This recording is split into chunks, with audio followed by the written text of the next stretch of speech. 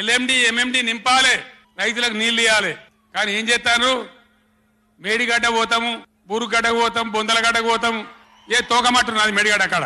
మీ బండారం బిడ్డ ఈ స్టేజ్ మీద కూర్చున్న నాయకులు ఏమవుతున్నామో ఈ అసెంబ్లీ అయిపోయిన తర్వాత మేము కూడా అడిగి పోతాం, మీ చరిత్ర మొత్తం ఎండగడతాం.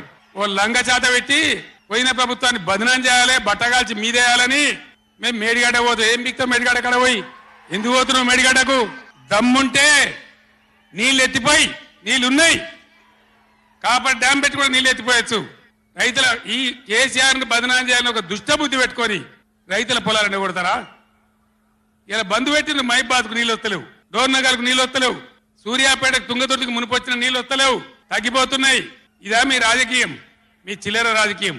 మేడిగడ్డ కాడైనా ఉంటే అందులో 250 పిల్లలు ఉంటాయి, 250 300 ఉంటాయి. కాళేశ్వరం ప్రాజెక్ట్ అంటే ఒక ఆట బొమ్మ కాదు.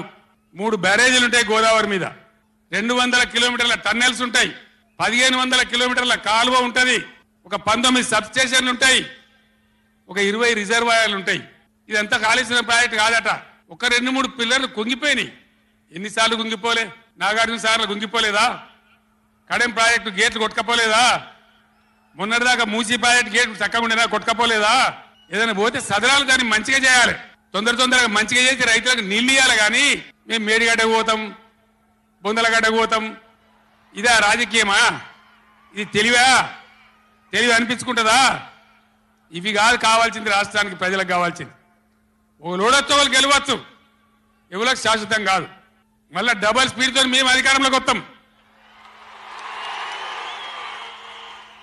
అప్పుడు మేము గిట్లే మాట్లాడన్నా, ఈ పద్ధతి అనుసరించానా? మిగిలితారా మీరు అసెంబ్లీకి కూడా?